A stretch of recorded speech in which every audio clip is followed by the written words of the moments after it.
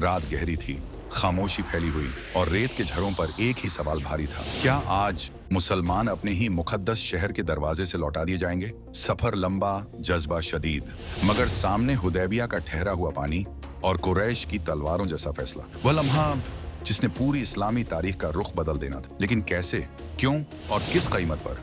आज इसी राज को खोला जाएगा। सुलह ए हुदैबिया एक मुआहिदा, मगर सिर्फ मुआहिदा नहीं, यह ईमान का इम्तिहान था, हिकमत की मिराज थी और क़यादत का वो फैसला जिसे समझने में उस दौर के मुसलमान तक एक लम्हे को रुक गए। ये वाक़या न सिर्फ सीरत ए नबवी सल्लल्लाहु अलैहि वसल्लम का नुक्ता ए उरूज है, बल्कि इस्लामी तारीख में सियासत, दानिशमंदी और सब्र का सबसे रोशन नमूना।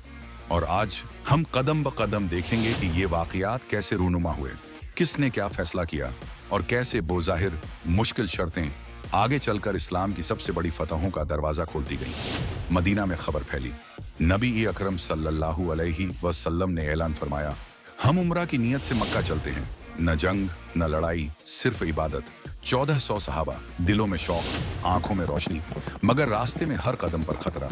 क्या कुरैश इजाजत देंगे? क्या अमन मिलेगा? क्या इस मुकद्दस सफर का अंजाम खूनरेजी होगा? काफिला एहराम बांधे आगे बढ़ता गया। ये पहला ही लम्हा था जहां हकीकत सामने आई। इस्लाम कभी जारहियत का पैगाम नहीं देता। ये अमन का सफर था, मगर दुश्मन को अमन कबूल न था। रास्ते में खबर मिली, कुरैश ने जंगी तैयारी कर ली है। उन्होंने मुसलमानों को मक्का में दाखिल होने से रोकने के लिए सिपाही भेज दिए हैं। ये खबर सहाबा के दिलों पर भारी गुजरी, मगर रसूलुल्लाह सल्लल्लाहु अलैहि वसल्लम ने फरमाया, हम लड़ाई के लिए नहीं आए, अल्लाह ताला हमें रास्ता दिखाएगा। सफर बदलकर एक नई सिमत ले जाता है। हुदैबिया एक कुएं के आसपास का मकाम, वहीं पड़ाव होता है और तारीख का एक बड़ा मोड़ खामोशी से करीब आता है। चंद ही लम्हों में कुरैश के सफीर आना शुरू हुए।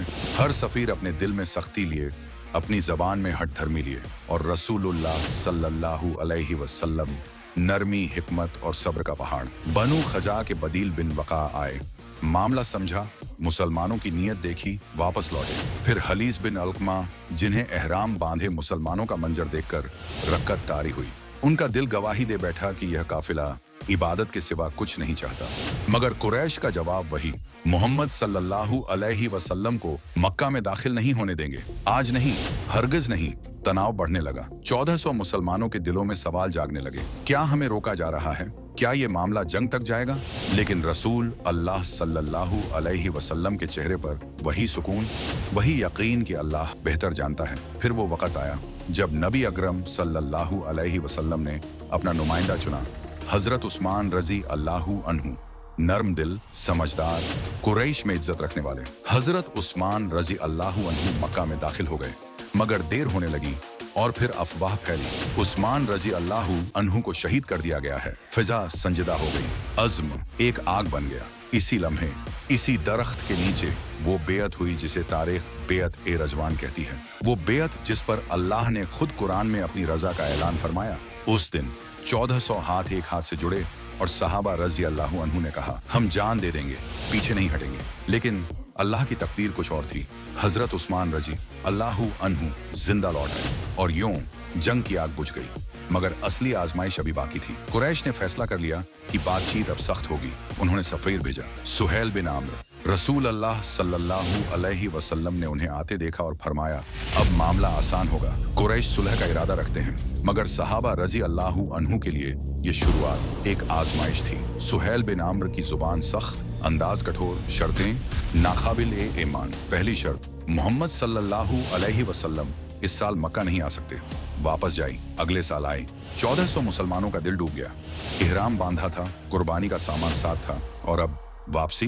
दूसरी शर्त, कुरैश का आदमी मुसलमान होकर मदीना जाए, उसे वापस करना होगा।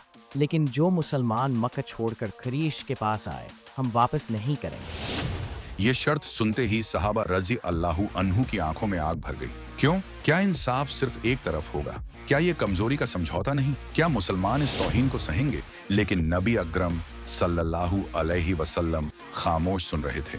उनके होंठों पर बस एक जुमला, हम जंग के लिए नहीं आए, हम सुलह चाहते हैं। फिर तीसरी शर्त,